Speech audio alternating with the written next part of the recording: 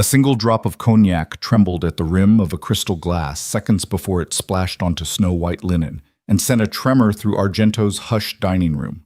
Victoria Kane, tech titan and Table 8's most feared guest, had just finished eviscerating a young server for mispronouncing saucisson, her voice sharp enough to carve marble. The next moment, Jack Harper, once a high school history teacher, now a waiter, stepped from the shadows of the pass. His apron was pressed, his jaw firm, and in his hand he held a half-empty wine bottle like a shield. "I won't serve your anger," he said low and steady. The words weren't loud, but they reverberated off the chandeliers and froze every conversation. In that heartbeat, power shifted, and the room collectively exhaled. For the first time in years, someone had found the courage to speak up. If you believe respect can topple the tallest towers, and that one brave voice can change the world, drop us a comment below and subscribe for the rest of Jack and Victoria's extraordinary journey. Jack Harper had been on his feet for 12 hours straight, weaving between gleaming tables and orchestrating the ballet of glasses and silverware with the precision of a conductor. In Manhattan's most exclusive steakhouse, every detail mattered: the exact temperature of the steak, the flicker of the votive candles, the perfect polish on every fork. Yet nothing in his dozen years of service had prepared him for Table 8, Victoria Kane's table. Moments ago, the young server had approached with the day's special, a house-made saucisson with heirloom mustard. The delicate sausage, cured for 30 days, was meant to be savored, its name whispered like a foreign prayer. But she had said it wrong, so season, and the rebuke was immediate. "If you can't speak with precision," Victoria had snapped, her voice resonant and cold, "why speak at all?" The laughter that followed was the collective echo of entitlement, and the boy had shriveled beneath it, retreating to the kitchen with tears glinting at the corners of his eyes. Jack felt his stomach drop. He recognized that look, the look of being voiceless in a world too loud to listen. He reached into his apron for a towel and covered his shaking hand, but he did not hesitate. Rising from the pass, he straightened his spine and walked forward through the corridor of tables. The conversation around him dimmed into a distant hum. Chefs paused mid-plating. Busboys held their trays in suspended animation. He stopped beside Table 8, where Victoria reclined back in her chair, arms folded, lips curved in a habitual sneer. The other patrons leaned away, eyes widening. The maitre d' hovered, uncertain whether to intervene. Jack, however, saw only one imperative: dignity. He cleared his throat, steady and calm. "Excuse me, Ms. Kane." His voice cut through the clatter like a scalpel. "I won't serve your anger." A hush fell so complete the only sound was the hum of the wine cooler in the corner.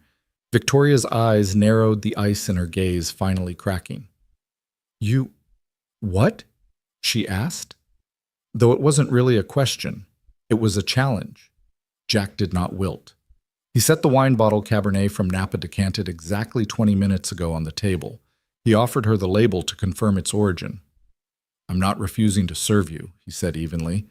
"I'm refusing to serve your anger." A murmur rippled across the room. Forks clinked against plates. The pianist halted mid-etude. Seated guests turned breath, caught in collective suspense. This was no longer about French sausage or medium-rare ribeye. This was about something far greater: respect. Victoria drew in a breath, voice low and measured. "You must think yourself very brave," she said, the faintest trace of amusement, or was it dread in her tone? "Or very foolish." Jack's expression softened. "Real bravery isn't measured by volume," he said. "It's measured by silence, by how long you let someone else's anger stand before you decide you deserve better." She stared at him, surveying every line of his face, as though gauging its worth. The guests watched too, leaning forward in their seats, as if they might miss the tipping point. Finally, Victoria straightened and removed her gloves, the black leather kind that were more accessory than necessity, and placed them on the table. "A toast?" Then she said, voice crystalline. She held up her wine glass. Murmurs rose in confusion. Jack lifted his glass in return. "To respect," he said, his baritone firm. He paused, letting the weight of those single words settle in every corner of the room. "And to kindness." She clinked her glass against his without looking away. For a frozen instant, the world held its breath, and then exhaled. The pianist's fingers resumed their melody, soft and tentative at first, then swelling into a hopeful theme. Jack poured her wine hand steady now and set the carafe down with care. As he stepped back, the maitre d' gave a discreet nod, the unspoken permission that Jack had just rewritten the house rules. Back in the kitchen, Jack passed through the swinging doors to a chorus of hushed whispers. Head chef Marco raised an eyebrow but offered a respectful nod. Sarah Bennett, the owner, crossed her arms and said nothing, her silence a sign of both relief and apprehension. Jack wiped his brow and squared his shoulders. In the dining room, forks had resumed their work, but the air felt different, lighter, charged with possibility. Somewhere a customer lifted her wine glass to a companion. To the waiter she whispered, "Who taught us all a lesson?" And somewhere else, a hidden phone buzzed with notifications. The clip of Jack's stand was already heading toward virality. But Jack didn't know that yet. For him, this was simply one man choosing to protect another's dignity. A small gesture in a grand palace of privilege, but as moments like this tend to do, it would echo far beyond Argento's marble walls. The heat in Argento's kitchen always hovered just below the boiling point, but on that night, it felt volcanic. Jack Harper wrapped a damp towel around his hand and dropped it onto the stainless steel prep table, his gaze unwavering as Sarah Bennett's heels clicked across the tile. The dining room's crystalline calm had given way to an electric buzz, and now behind the swinging pass doors, the owner confronted her star waiter with fury burning in her sharp blue eyes. "Jack, do you have any idea who that woman is?" Sarah's voice was low but fierce, each word punctuated by a practiced restraint honed from years of balancing investors' stakes and Michelin-starred expectations. Jack swallowed, his throat suddenly dry. In the blast of heat lamps and sizzling reduction sauces, he felt the weight of Sarah's question, not just about Victoria Kane's orbit of wealth and influence, but about the fate of Argento itself. The whispers in the dining room had already begun. "She's worth more than this entire kitchen. Word is, she could shut us down with a single phone call." Sarah had every reason to worry. He took a steadying breath and met her gaze, chin tilted just enough to convey neither defiance nor submission, but absolute certainty. "I know who I'm raising my daughter to be," he said. The words fell like a drop of cold water in the stove's steam, snapping Sarah and the rest of the kitchen brigade to attention. Sarah froze mid-stride, the spatula in her hand, hovering over a pan of caramelizing onions. For a heartbeat, the only sound was garlic hitting butter. Then Jack's daughter's voice echoed in his memory. "Daddy, thank you for teaching me to stand up for people who deserve kindness." He didn't flinch now, and he wouldn't flinch later. "What exactly does that mean?" Sarah asked, her tone slightly less incendiary curiosity warring with anxiety. Jack exhaled slowly. "It means I won't let my little girl grow up believing that money and the power that comes with it gives people the right to humiliate others. She deserves better role models than that." He gestured back through the pass doors. Steam still swirled in the Argento kitchen when a soft buzz echoed from beneath the spice rack, a phone hidden in the pocket of the line cook's apron lighting up with notifications. No one had dared glance at it during service, but now, between plating lamb rack and wiping down countertops, curiosity snapped like a snare drum. The cook slid the phone to Jack Harper as if passing a grenade. Jack's brow furrowed when he saw the screen the moment he refused Victoria Kane's order. His calm, unwavering, "I won't serve your anger," had been clipped, uploaded, and tagged with #serve respect. His jaw tightened as the little counter spun 10,000 views, 50,000, 200,000. "I think we're trending," the cook whispered, voice equal parts awe and alarm. Jack's heart sank. He hadn't intended to become spectacle.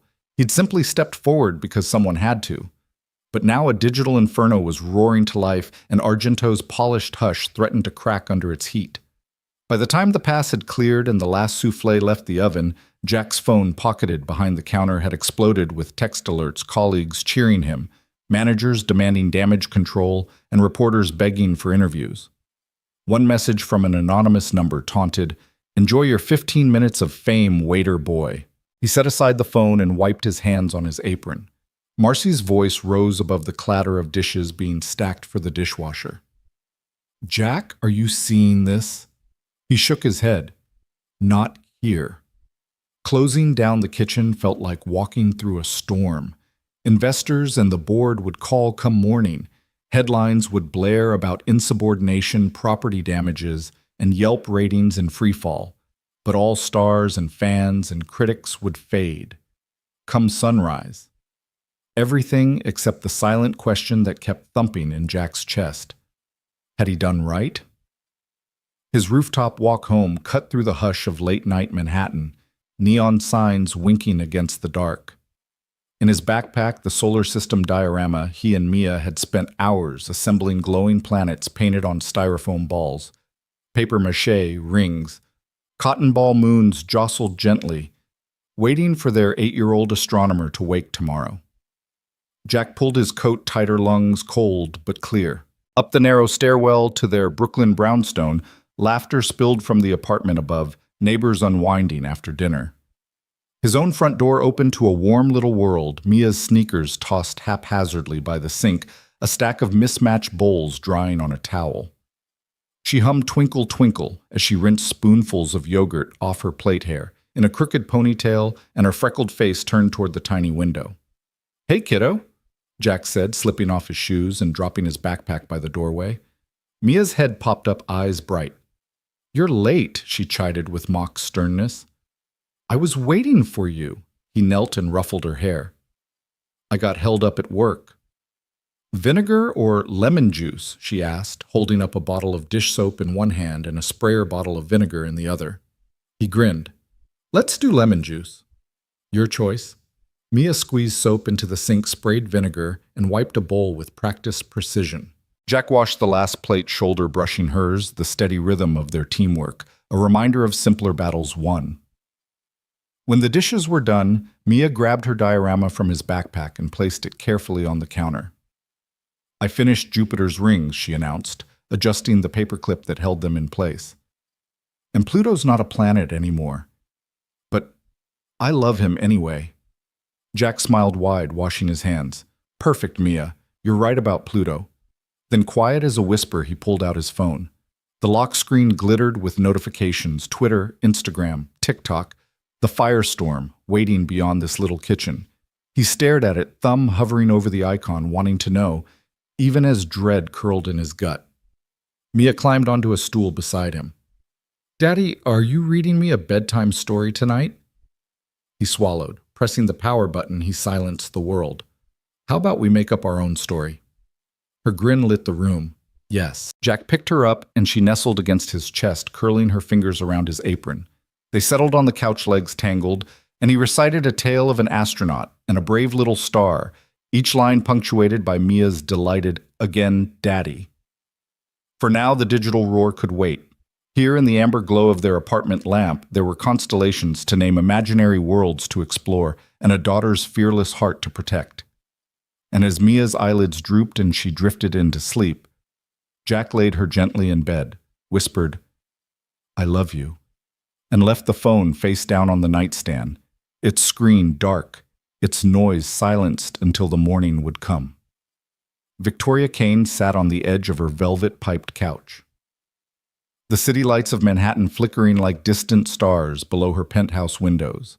In her lap glowed her tablet, replaying the same 60-second clip on a silent loop, a waiter in a crisp white shirt, unwavering gaze telling her, "I won't serve your anger." Each replay stripped another layer of her polish, exposing something raw she'd spent a lifetime burying. She'd first seen the clip in the taxi on her way home, her assistant's urgent text reading, "You need to see this." At first she dismissed it as another viral outburst, another moment of chaos to be smoothed over with rehearsed apologies and damage control. But now that it was in her hands, the moment felt too precise, too personal. Her breath caught at the waiter's calm insistence, his quiet conviction echoing in the cavernous penthouse. Before she could close the video, the door opened and her chief of staff, Martin Leach, swept in face-taut. Behind him trailed Isabella Chen, her publicist, and Jonas Reyes, head of investor relations. None of them dared sit. They stood like anxious statues around the coffee table. Victoria Martin began, voice low. "Why won't you apologize?" His question hung in the air uncomfortably. He unfurled a slim folder and tapped to a page filled with graphs, showing a steep drop in share price. "The roadshow's in 3 days. The IPO roadshow. Investors are spooked. Mentions of #serve respect are trending in pre-market chatter." Victoria closed her eyes. She'd seen the numbers herself, but she bristled at Martin's tone as if he believed her only job was to placate markets. "I won't apologize for a truth I can't refute," she said, keeping her voice even. "I won't frame my anger as unprofessional when it exposed a culture of entitlement that punches down hard."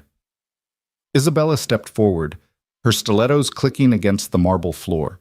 She rested her designer-clad hip against the couch arm. "You built a reputation on precision, Victoria. You can't simply deflect. We need a statement, an apology that frames this as stress under pressure shows your human side. Maybe reference your upbringing, your charitable work."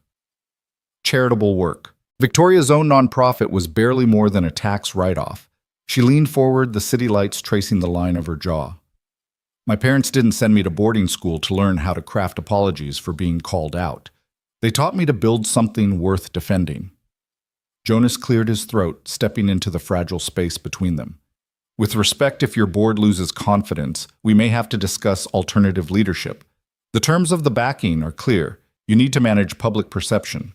Otherwise, the IPO valuation could drop 10% by the morning." Victoria's chest tightened. Jonas meant well, but his words felt like a noose tightening around her identity. She stood pacing a deliberate path across the plush rug. "Are we doing this because you believe in our mission, or because you're terrified of a few tweets I didn't come this far to collapse under social media pressure?" Martin exhaled so loudly that Isabella flinched. "The mission only matters if we survive long enough to fund it. Do you want investors to see a CEO who stands by her principles, or one who sacrificed the company on the altar of pride?" His gaze went hard. "I'm not asking for a betrayal of your values. I'm asking you to protect everything you've built." Victoria halted by the panoramic window, looking down at the grid of streets. In that moment, she felt the weight of everyone who'd trusted her. Her employees, her board, her investors, and the stranger in a restaurant who had reminded her she was human. She touched the glass. "I don't want to manipulate them," she said quietly. "I want to earn their trust back." Isabella clicked her tongue, flipping to her phone. "Trust is earned through action, not silence. We draft a public letter, admit excessive stress, promise a review of workplace conduct, commit personal reflections on leadership, humanize you beyond the boardroom." Victoria shook her head. "No spin, no consultants, no media script. I'll speak for myself once at a press conference. I'll answer questions, hard ones. Everyone else can read what they want, but I'm done outsourcing my voice." A hush fell. Martin studied her face, searching for a compromise. "That's bold, risky, but maybe it's exactly what the world needs right now." Jonas's phone buzzed another alert this time, a wave of sympathetic posts flooding in from unexpected corners. Tech founders, journalists, even a few of her major investors admitting they'd felt the sting of power behind the clip. Isabella leaned in, scrolling. "It's trending #real leadership now.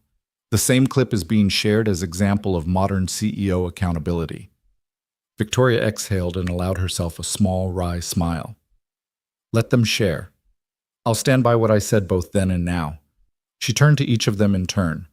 "Draft an all-hands announcement for tomorrow. I'll call a press conference at noon. No flattery, no euphemisms.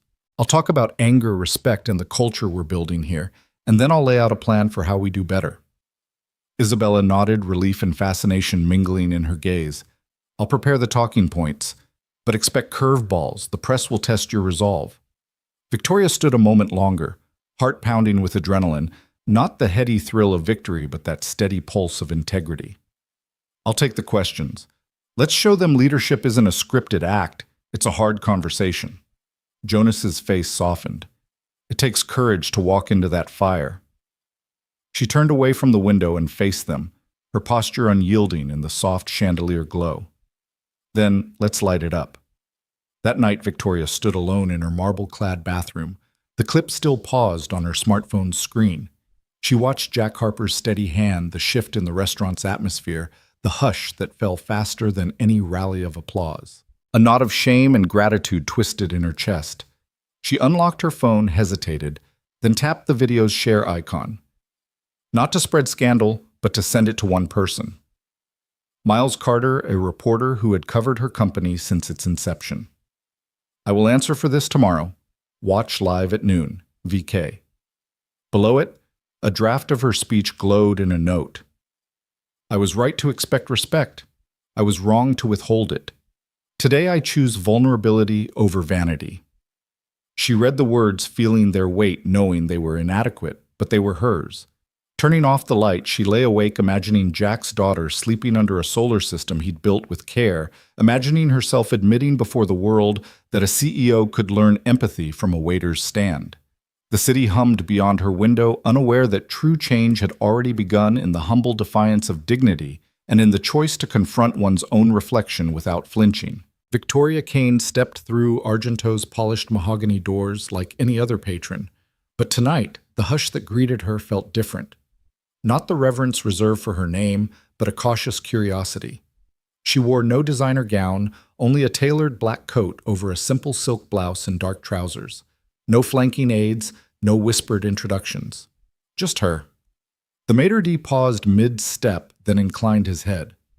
"Miss Kane," he murmured, and led her through the candlelit expanse past tables where silverware gleamed like starlight to a quiet alcove near the back. Jack Harper stood at the threshold, apron replaced by a crisp white shirt and tie. His salt and pepper hair was neatly combed, his posture relaxed but alert, as if he'd been waiting all evening. When their eyes met, the tension from their first encounter melted into something softer, an unspoken agreement that this was neither a confrontation nor a performance, but an invitation. "Good evening," Jack said, voice low and warm. He gestured to the table set for two, the linen perfectly pressed, the flicker of a single taper casting dancing shadows on crystal and china. "Good evening," Victoria replied, slipping into her seat.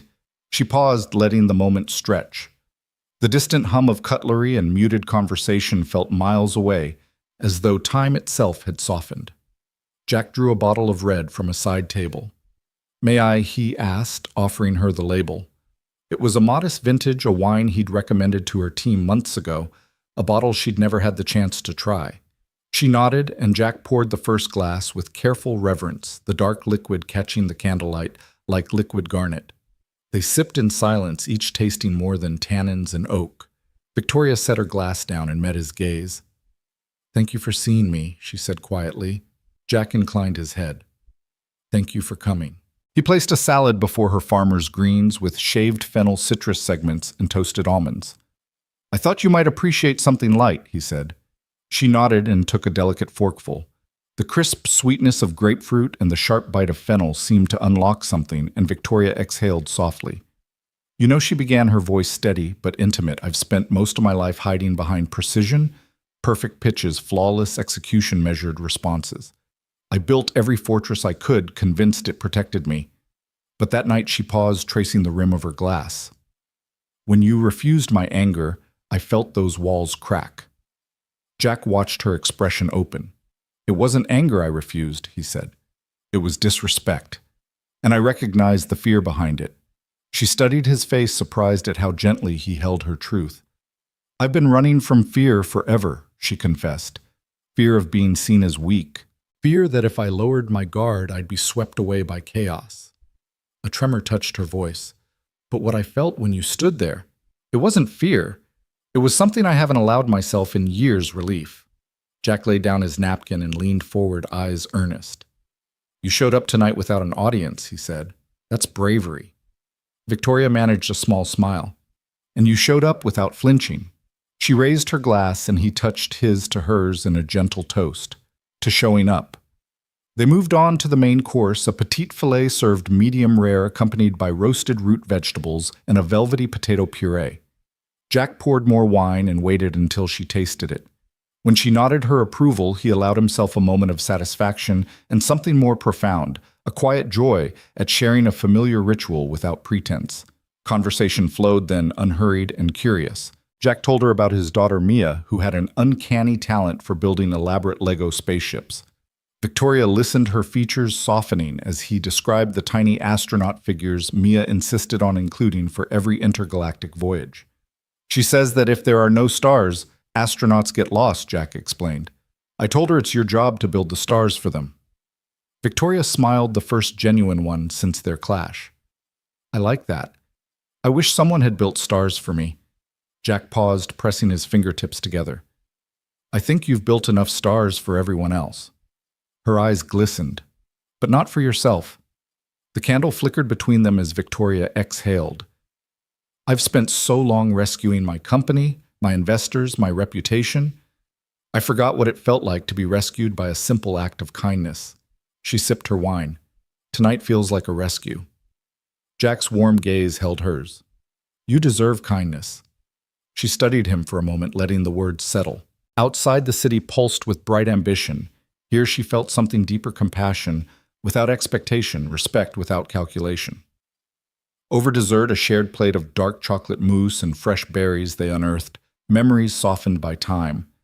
Victoria spoke of her childhood in foster homes, of learning early that affection could be transactional. Jack listened, offering no cliché consolation, only presence. In turn, he spoke of his years teaching ninth-grade history before life rerouted him to the service industry to support Mia's treatment during her mother's illness. Victoria's empathy deepened here, was a man who had carried profound loss without a shred of bitterness. The last candle guttered low, casting gentle warmth across their faces. Jack poured a final measure of wine. I've never met anyone who could be so powerful and still so tender, he said. Victoria's smile was fragile, a wisp of vulnerability. I've never known tenderness from someone in power, she replied. And until you spoke up, I didn't even realize how badly I needed it. They sat in companionable silence, the unspoken understanding binding them together, two survivors who had each fought silent battles deeper than any corporate conflict or restaurant altercation. In the hush, they found common ground: dignity, respect, and the courage to dismantle their own defenses. When the check arrived, Victoria reached for her wallet, instinctively, then paused. Jack caught her hand. Please, he said softly. Tonight was for both of us. She smiled, nodding, and allowed him the gesture. As they stood to leave, Jack offered her his coat. She slipped her arm through the sleeve and stepped into his gentle warmth. At the door, the maitre d' bowed but said nothing, and needed not to. Victoria and Jack walked out into the night side by side, their footsteps echoing down the marble corridor, each carrying a quiet promise that respect once served could nourish even the most hardened hearts. The sun lingered low in the sky, painting Central Park's winding paths in molten gold, as Victoria Kane slipped away from the city's ceaseless hum. She'd promised herself a walk, just 10 minutes of quiet, but here, surrounded by rustling leaves and distant laughter, she felt the weight of her penthouse, her boardroom, and her mistakes begin to lift.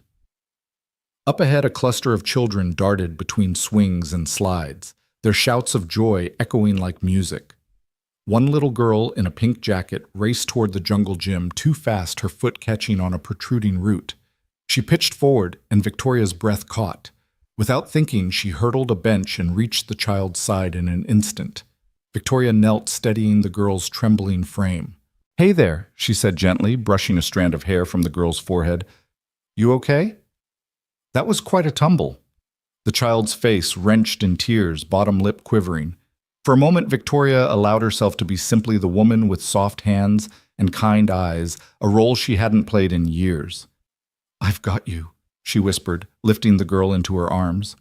The little body flopped against her shoulder, and Victoria felt a fierce surge of protectiveness she hadn't known she was capable of.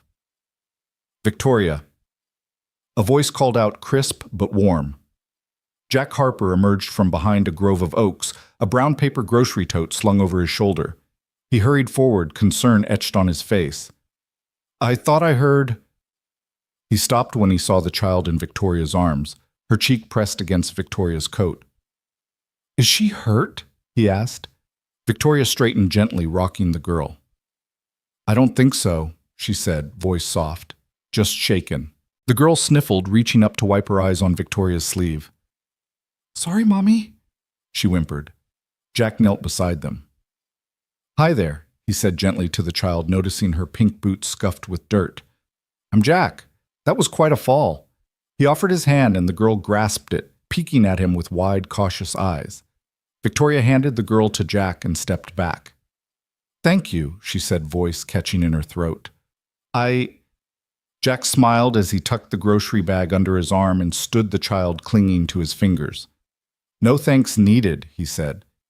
You did the right thing. He turned to the girl. Let's Let's sit on that bench and see if you'd like a bandage or maybe a little apple. The child nodded, and Jack led her gently toward a nearby bench. As Jack settled her on the bench and began rummaging in his tote for a small first aid kit, Victoria watched a warmth blooming in her chest. Without her designer suit, without her boardroom veneer, she felt oddly out of place and profoundly connected. Jack looked up and caught her eye. "Want to join us?" he called over, offering her an apple from his tote. The girl shook her head, but Victoria stepped forward, accepting the fruit. She sat beside Jack, who tore a slice and handed it to the little girl. "Her name's Emma," Jack said, glancing at Victoria. "She's 8 just like Mia." His voice softened with that mention, and Victoria realized the depths beneath his calm compassion. "My daughter's Mia too," Victoria found herself saying, surprising them both. 8 years old. Jack's eyes widened in recognition. "Of course you told me about her." He offered her a half apple. She nodded gratefully, taking a careful bite. For a few moments, they simply shared the bench, Jack with Emma, perched on his knee, Victoria beside him, peeling her apple slice. The late afternoon light settled around them, turning every stray leaf gold. Finally, Emma hiccuped. Jack wrapped a bandage around her scraped knee. Victoria watched as Jack worked, admiring the gentle precision of his movements. When he was done, he pressed a tiny kiss to Emma's forehead. "All set," he said. Emma's tears had dried, replaced by a small, triumphant smile. Victoria leaned forward, extending her hand. Emma took it, inspecting the fine lines of Victoria's palm as if it were a new map. "Thank you," the girl said softly. Victoria smiled. "You're welcome, Emma. Be careful next time." "Okay." Emma hopped off Jack's knee and stood brushing the bandage. "Okay." She ran to catch up with 2 girls who had been watching from the swings, their faces alight with admiration. As Emma disappeared, Jack let out a breath. "She's brave," he said, packing the first aid kit away. Victoria nodded.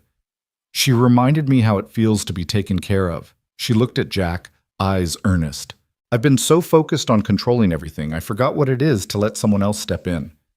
Jack studied her. "We all need help sometimes." He hefted his grocery tote. "Speaking of which, I better get home. Mia's making a solar system for school. Venus is supposed to be purple, you know." Victoria laughed. "Purple Venus?" "Of course." He offered her the grocery bag. "Want to walk back together? I've got extra snacks in here if Emma's friends got hungry." She hesitated, then accepted. Together they rose from the bench lungs, filling with the sweet, crisp air of early evening. Victoria tucked a loose strand of hair behind her ear and fell into step beside him on the winding path. Jack swung his tote casually at his side. "I never took my daughter to this park," he confessed. "We always stuck closer to home." Victoria glanced at him, curious. "Your wife? Did she like parks?" Jack's expression grew distant for a moment. "She loved them. She used to push Mia on the swings until she was dizzy. Then they'd lie in the grass and point out shapes in the clouds." Victoria's voice softened. "I'm sorry." Jack shook his head. "I'm here now. That's what matters." They walked in companionable silence, the crunch of gravel underfoot and the distant call of a street musician blending into a gentle soundtrack. As they reached the park's edge, Victoria paused. "Thank you," she said, voice low. Jack turned. "For what?" "For reminding me how to care." He cocked an eyebrow. "I thought we were the reminder." He nodded toward the path ahead. "Come on. Purple Venus awaits." Victoria chuckled, feeling lighter than she had in months. They walked on, Victoria's hand brushing against Jack's sleeve, 2 people who'd found an unexpected kinship in the quiet spaces between obligations and titles. In that simple stroll through a playground beneath the canopy of a city that never sleeps, Victoria Kane glimpsed a new way forward, not as a CEO cloaked in power, but as a woman capable of tenderness and trust. And beside her, Jack Harper carried more than a grocery tote. He carried the fragile promise of kindness they would both learn to keep.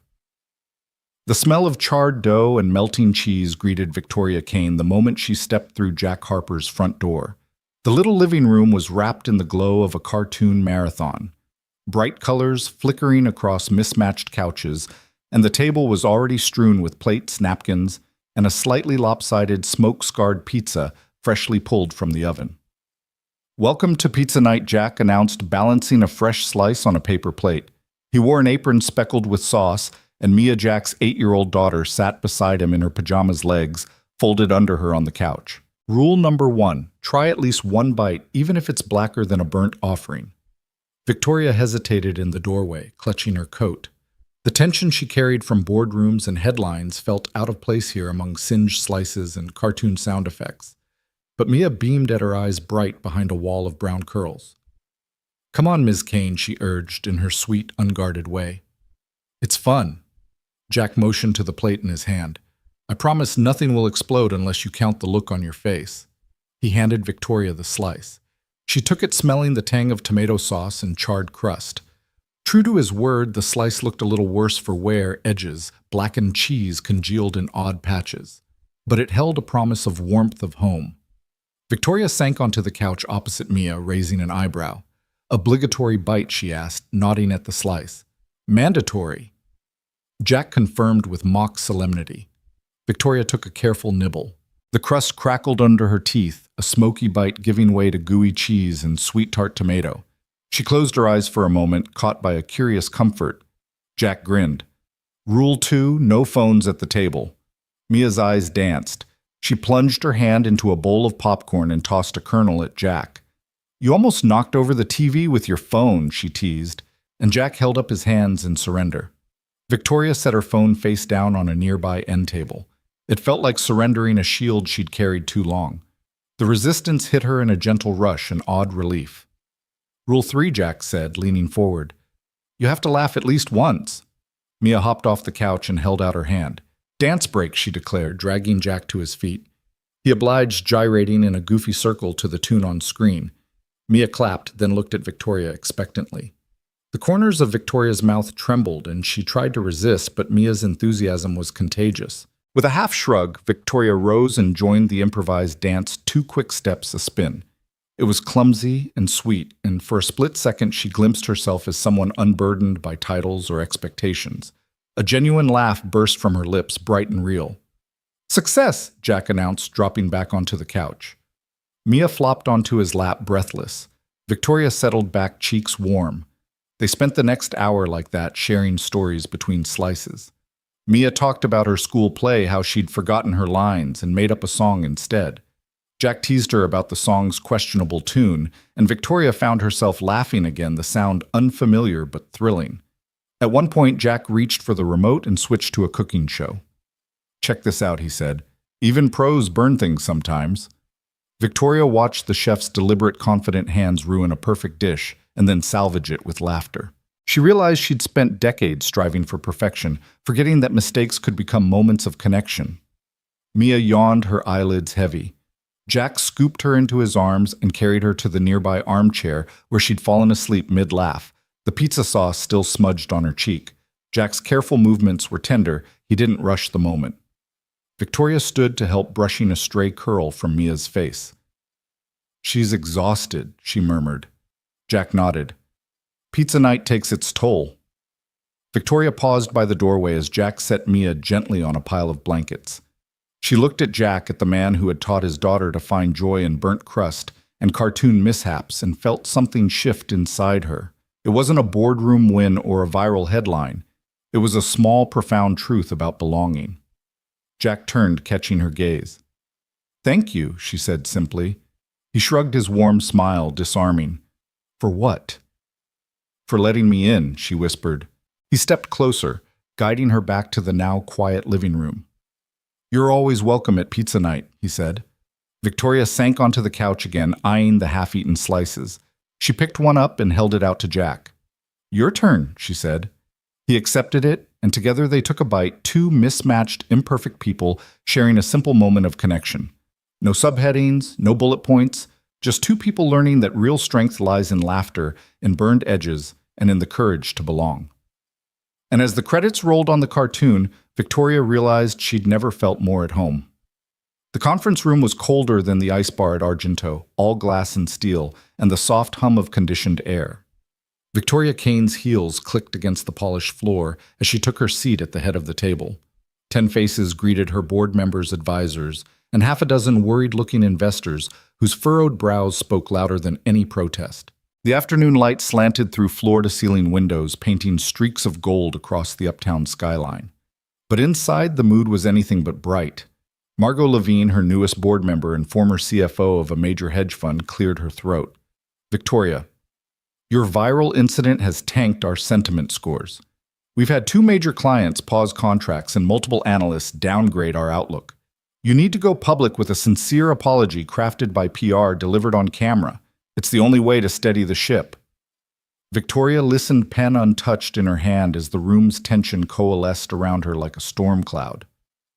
Nick Haynes. Her VP of Operations exchanged anxious glances with the legal counsel. One by one, they tapped keyboards, shuffled papers, adjusted ties, agitated rituals of the corporate world. When Margot paused, Victoria's lips curved into a calm, deliberate smile that registered on no sentiment chart. "Thank you for outlining the scenario, Margot," she said, voice pitched low enough to command the room's full attention. "But I'm not here for damage control." A ripple of surprised murmurs rose. The lead investor, a man named Carter Sinclair, leaned forward. "With respect, Victoria, that's exactly what we need. A course correction, a statement acknowledging poor judgment, and moving on." Victoria allowed her gaze to pass over each person at the table as though cataloging their doubt. Then she folded her hands on the sleek surface. "I understand the impulse," she began to package this into an apology tour, "but I refuse to lead with words that ring hollow.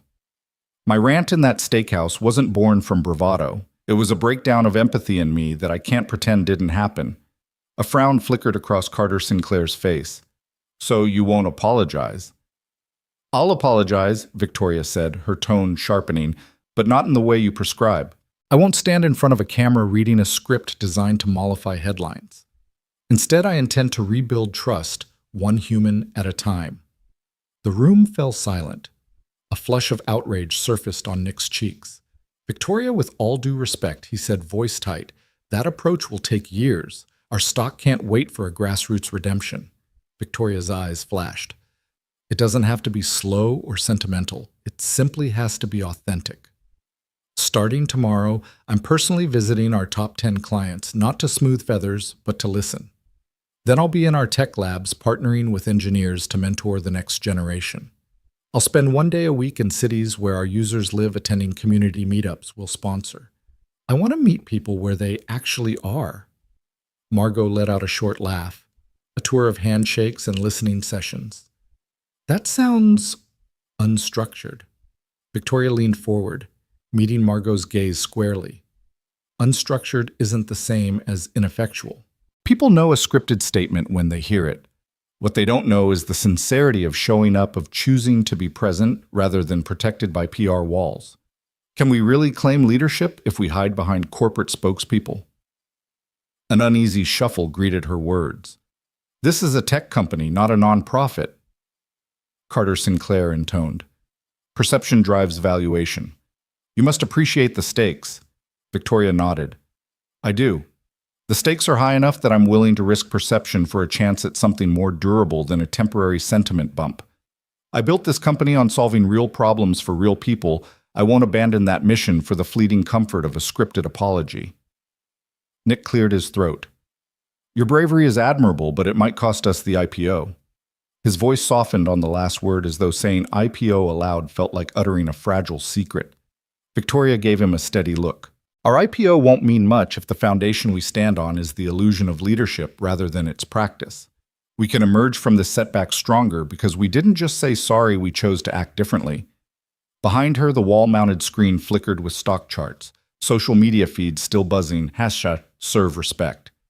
A few board members met her gaze, their skepticism abating into grudging curiosity. Margot exhaled, folding her arms. "And if the stock drops another 5 points, Victoria's lips curved into a quiet smile. "Then we'll double down on our presence. I'd rather face a temporary dip in valuation than perpetuate a hollow narrative while our people lose faith. Leadership isn't measured only by share price, it's measured by the trust of those we serve. I intend to earn that back, one conversation, one community, one user at a time." Silence stretched. Finally, Carter Sinclair leaned back, assessing her with the cool calculation of a chess master. "Very well," he said, voice low. "You have 2 days before the board meets again. Show us the first steps of this human-first strategy. Victoria inclined her head. Thank you. You'll see results before our next meeting. As the boardroom emptied, Victoria lingered, gazing out at the sun-drenched skyline. Nick fell into step beside her. I still think this is risky, he admitted. She turned. All the best things are, but I believe it's the only way to lead with integrity. Nick nodded, the faintest trace of respect softening his features. I'll pencil in your client visits. Victoria let out a breath she hadn't realized she'd held. Thank you.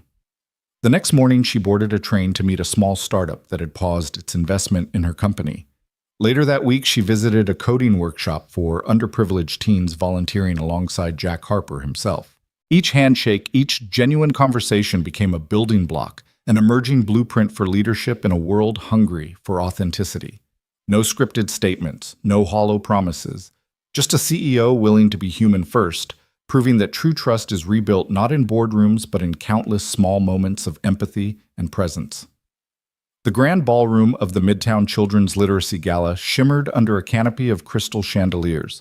Long banquet tables curved around a raised stage, and the polished oak floor reflected the soft glow of candlelight flickering in silver votives. Parents dined on artfully plated courses, philanthropists exchanged quiet compliments, and local news cameras hovered at the perimeter, capturing everyone from the city's social set to the best-known children's authors. At the center of it all stood Victoria Kane, poised behind a gleaming mahogany podium, ebony-clad and confident, as the room fell into hushed expectancy. She cleared her throat, eyes sweeping the crowd. Thank you all for being here, she began, her voice warm and steady. Tonight we raise funds to give every child the chance to learn to read and to fall in love with words the way they deserve. Polite applause fluttered around the room. To cap this evening, I'd like to offer something unique. A subtle smile touched her lips. A private dinner with me wherever you choose, whenever you choose, no agenda, no formalities, just conversation. All proceeds go directly to literacy initiatives in underfunded communities. The bandleader waved his cue, and a single spotlight illuminated a large photograph of Victoria and Jack Harper sharing that first candlelit meal at Argento. Laughter rippled through the audience as she set a bespoke placard on the stage, Dinner with Victoria Kane. The auctioneer, a debonair veteran named Lawrence Finch, took the microphone. Ladies and gentlemen, he called, we'll start the bidding at $50,000. A wave of excitement rippled. Hands shot up around the room, tuxedoed financiers, well-heeled art collectors, board members looking to burnish their own philanthropic sheen. 70,000, 90,000, 100,000. Each bid was met with applause, the numbers climbing like fireworks trailing across the night sky. Meanwhile, Jack stood against the far wall, framed by a towering floral arrangement. His crisp white shirt was hidden beneath a dark overcoat, his salt and pepper hair slicked back. He gripped the edge of the molding, his knuckles whitening as he watched numbers climb past 150,000. A hush fell as a wealthy hedge fund manager's bid of 200,000 resonated in the rafters. Just then, Jack stepped forward, navigating polished tables to reach the front. At the podium, he nodded respectfully to Lawrence. 250,000, he said softly, but clearly, his voice carrying across the marble expanse. A stunned murmur swept the crowd. The hedge fund manager's hand froze midair. The auctioneer adjusted his glasses, scanning Jack's face. Sir, he began. Jack took a breath. I'll give $250,000. And my philanthropy isn't a facade. I guarantee every cent goes directly to the children's reading programs. A ripple of incredulous applause followed. On the stage, Victoria's eyes widened before she smiled, a genuine blend of surprise and gratitude. The room erupted as Jack sealed the bid. Cameras flashed, capturing the improbable moment, a waiter in plain clothes outbidding the city's wealthiest. Tears welled in the eyes of volunteers at the front table. Parents hugged their children. For a heartbeat, the veneer of high society cracked wide, replaced by a shared recognition of something real. After the applause died down, Victoria stepped up beside Jack. She offered her hand, and he accepted, raising it gently as the crowd cheered. Her voice broke the warmth. I am humbled, and I want everyone here to know your bid isn't just money. It's a stand for respect, dignity, and belief in every human story. She turned to Jack. Thank you for reminding us that genuine generosity isn't about photo ops or headlines. It comes from the heart. Jack nodded, swallowing a lump of emotion. He'd used the life insurance payout meant to secure his daughter Mia's future savings from his late wife's policy to make this moment possible. He'd never spoken of those savings aloud. Tonight, their silent sacrifice was finally given purpose. He whispered to Victoria, "I want to ensure that children whose parents can't afford books still grow up seeing stories as windows, not luxuries." Around them, guests wiped tears from their cheeks. Reporters jostled forward for a statement. Social media influencers live-streamed scenes of raw humanity.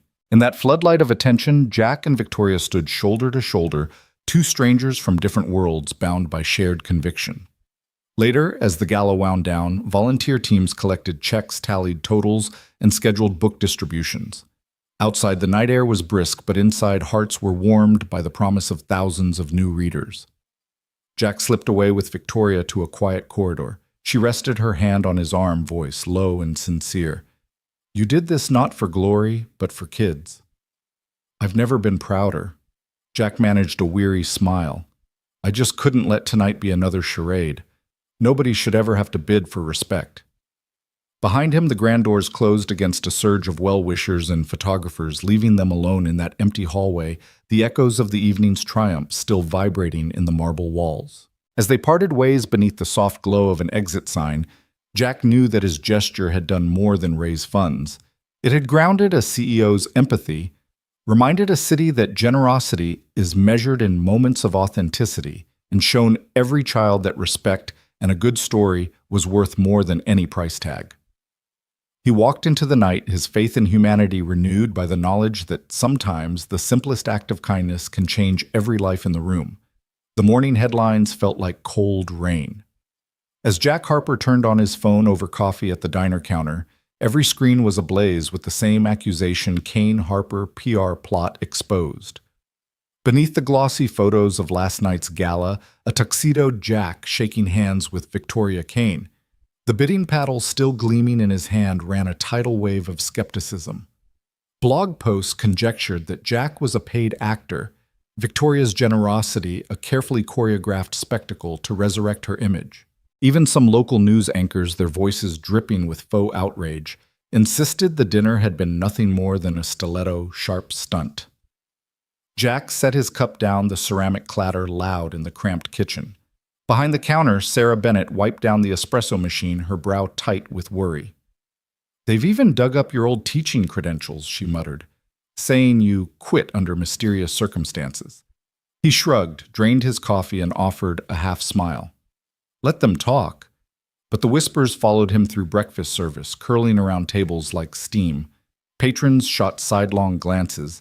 Some smiled encouragingly, but others watched him as if expecting him to break character at any moment. Jack moved through the dining room on autopilot, greeting regulars, plating omelets, clearing the table where a pair of suited investors hesitated to tip. He didn't read the stories, but he felt their heat the moment he clocked out. Back in the alley behind Argenta Victoria was waiting beside her sleek black sedan. No chauffeur, no entourage. Just her. Her expression was drawn, her eyes shadowed by sleepless nights. Jack paused, wiping his hands on his apron. "It's gotten worse," she said without preamble. He nodded. "The more real it was, the more they'll try to fake it." She closed her eyes as though bracing herself against a gust of wind. "I never wanted this. I wanted to do the right thing, not manufacture headlines." Jack studied her in the cold light of early afternoon. She looked smaller than he'd ever seen her, less the titan of industry, more the woman who once hid behind boardroom doors. "What matters isn't what they believe," he said, voice gentle. "It's what you believe." She swallowed. "I'm afraid," she admitted. "Afraid they'll smear me so badly I lose the chance to rebuild anything real. My board's calling for damage control, more scripted statements. Investors are threatening to pull out." Jack leaned against the car, hands folded. "So let them pull out. You started your company on grit and vision, not on tickers. You can't lead from a flashlight when you've got a sun inside you." Victoria looked at him, the hard lines of her face softening.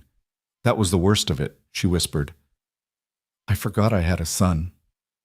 A beat passed between them, only the distant hum of rush-hour traffic and the faint scent of roasting coffee from a nearby cafe. "Come with me," Jack said, lifting his chin toward the diner's back door. "Let's get out of the headlines for a bit." She followed him inside and they slipped into the storeroom behind the kitchen. Stacks of boxes, crates of produce, aging janitorial supplies crowded the cramped space. It smelled of onions and bleach, comforting in its mundanity. Jack closed the door. "This is where I hide when the world gets too loud," he said, leaning against a shelf. He reached into his apron pocket and brought out 2 paper-wrapped sandwiches. Egg salad. Victoria's lips twitched in what might have been the ghost of a smile. "Only if you still make it with too much mayo," she teased.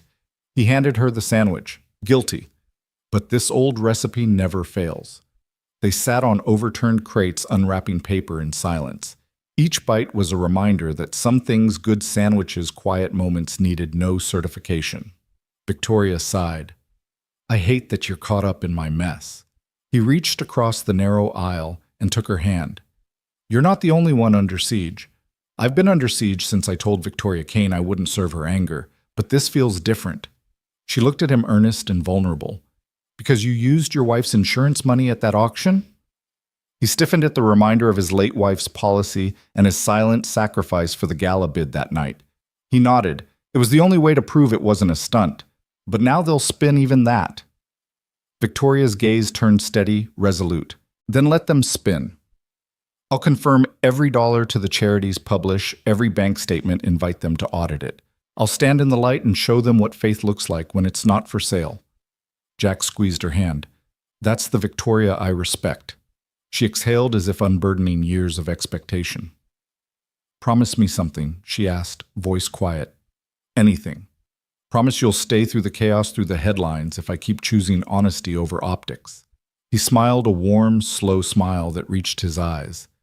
"I've already promised that, whether you asked or not." They sat there in the storeroom, the world outside churning with rumors.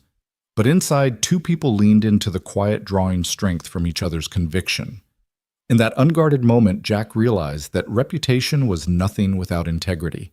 And Victoria discovered that vulnerability was the most potent form of leadership. They finished their sandwiches in companionable silence, the musty air of the storeroom a sanctuary from the glare of publicity.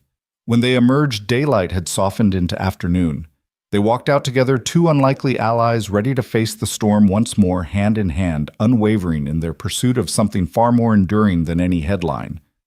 Jack Harper pushed open the scuffed glass door of Chapter 1, the Little Queen's Literacy Center he and Victoria Kane had dreamed into existence, and paused to take in the scene. Morning light slanted through mismatched curtains, dust motes dancing in its glow. Along the pale yellow walls, children's fingerprints formed a twisting mural of leaves and branches, 1020. 100 tiny prints in every hue of tempera paint. Beneath it, second-hand books lined sagging shelves, dog-eared picture books, tattered. Chapter novels, donated dictionaries with frayed spines. It wasn't fancy, it was home. Already families were trickling in. A pair of twin boys chased each other past the reading nook, giggling as they chased an over-enthusiastic dog owned by the center's part-time volunteer. A grandmother in a well-worn coat shepherded her granddaughter toward a low table where Mia Harper Jack's 8-year-old daughter sat with a stack of picture books and a pencil in hand. Jack ducked his head into the back office, where Victoria carefully arranged a row of mismatched chairs for the morning story hour. Her suit jacket was draped over the back of one, its lining embroidered with the words, "Begin again" in delicate script. She didn't look up when he entered, but he felt her shift beside him. "Looks like your grandmother's brought reinforcements," he said softly, nodding toward the door. Victoria let out a breathless laugh. And Coffee Mystery Donor left a huge thermos next to the coat rack. Jack wandered back into the main room just as Mia cleared her throat. He crouched by her side. "Ready," he murmured. Mia looked up, her dark eyes bright with the seriousness of a child who knows her audience. "Yes. Today I'm reading The Little Engine That Could." She picked up the battered book, its title printed in curling letters across the cover. She turned 3 pages with careful fingers, then began, I think I can, her voice small but unwavering. Parents settled onto beanbags and folding chairs, and even the dog sat with surprising dignity at their feet. The twins scampered back, plopped down beside a young mother who held them close. In the back, Sarah Bennett Jack's former boss at Argentu whispered the familiar refrain of pride. "That's his girl." Victoria knelt at the front, her arms wrapped around her knees. She closed her eyes and Jack saw her shoulders relax. She listened as if each word Mia spoke was a gift. When Mia reached the triumphant end, I thought I could, the center erupted in gentle applause. Jack joined in, sweeping his gaze across faces filled with hope. After story hour, Mia bounded over to her father and planted a kiss on his cheek. "Did I do okay?" she asked. "You were perfect," Jack whispered, tousling her hair. Mia beamed. Victoria stepped forward, a warm smile lighting her face. "Jack, the twins want you to read next." He exchanged a glance with Mia, permission granted, and took the stage. He opened one of the donated chapter books, a well-worn mystery novel, with illustrations of magnifying glasses and dusty footprints. He read a few paragraphs about a clever young detective, his voice low and animated. The children leaned in, enraptured. As the morning wore on, the center filled with the soft hum of community. A father coached his son through sounding out CAT. A grandmother sketched pictures in a coloring corner. A new immigrant mother practiced English phrases with another volunteer. Somewhere behind the shelves, a handful of soccer coaches had repurposed the storage closet into a makeshift meeting room, planning weekend tutoring sessions. Jack traded places with Victoria for a moment. She guided a family through the donation process, one hardback book per person, please, and accepted each gift with genuine gratitude. A little girl shyly handed over her favorite bedtime story. Victoria knelt, accepted it with a gentle thank you, and they shared a proud smile. Jack watched her, thinking how far they'd come. Not long ago, Victoria sat behind a conference table in a penthouse, cold and unapproachable. Now she knelt in the dustiest corner of a former hardware store, laughter in her eyes. During a lull, Jack found Sarah tending the coffee station mugs stacked crookedly on a folding table. "You see how she took to this?" he asked, nodding toward Victoria, who was reading aloud to two small siblings. Sarah nodded, cradling a steaming cup. "I never thought I'd see her read to kids. She's changed." Chapter 1. Right? Jack tapped the sign hanging crookedly by a nail. "Every beginning needs a first chapter." Sarah smiled, her eyes misting. "It's a beautiful start." Outside, the afternoon sun warmed the stoop. A new family arrived, a mother and two children who spoke little English. Victoria stepped out to greet them. Jack joined her. She knelt in the dirt beside the mother, using simple words to explain what they did here: reading, writing, belonging. The children's faces brightened, and soon they came inside to find books in their own language. Jack leaned back against the doorframe, heart full. These were voices that had no place at Argento's polished tables, but found a home here. He glanced at Victoria, who rose and dusted off her jeans as she led the family inside. They moved through the center as equals, hand in hand, not CEO and waiter, but two people building something new. By late afternoon, the center emptied, save for a small circle of volunteers finishing cleanup. Jack and Victoria sat on the front step, sipping lukewarm coffee from chipped mugs. Mia lay on a blanket, curled up with a picture book already halfway to dreamland. The fingerprint mural glowed behind them in the fading light. Victoria sighed a slow, contented breath. "I didn't realize how much I'd missed this," she said quietly, leaning back on her elbows. The smell of old books, the sound of someone learning for the first time. Jack wrapped an arm around her shoulders. "This place needed you, and you needed this place." She leaned into him. "I'm starting to believe that." They sat in companionable silence, the everyday noise of the city softened by distance and purpose. As the sun dipped low, it painted the mural in warm golds and reds. Jack thought of how a single stand in a Manhattan steakhouse had set all this in motion, how courage can echo far beyond the moment it's spoken. Mia stirred on the blanket and lifted her head. "Daddy, can we read one more story tomorrow?" she asked sleepily. Jack smiled and kissed her forehead. "Every day, kiddo, every single day." Victoria reached down to tousle Mia's hair. "And I'll be there too, I promise." Mia closed her eyes, comforted by the promise. Jack took a last look at Chapter 1, at the fingerprints, the books, the scattered crayons on the floor, and felt a surge of pride. They had stripped away the trappings of titles and accolades to find something far more precious, a community bound by respect, kindness, and second chances. As the evening shadows lengthened, Jack and Victoria rose and locked the front door behind them. They walked off the stoop side by side, their steps light, their hearts certain. Chapter 1 wasn't just a name, it was a beginning of hope, of healing, and of lives rebuilt one page at a time. Sunlight filtered through the large front windows of Chapter 1, painting the mismatched chairs and weathered bookshelves in a soft glow. Children's laughter drifted in from the playground outside, where dozens of tiny graduates. Former Chapter 1 students bounded across the blacktop, clutching crayons and worksheets like victory flags. Inside, volunteers bustled, setting up folding tables draped in white cloth upon which lay trays of simple refreshments, lemonade in mason jars, homemade cookies, and fruit skewers. Jack Harper stood at the center of the room, heart pounding with anticipation. A year had passed since he and Victoria Kane opened these doors, and today wasn't a birthday party, it was their ceremony of truth.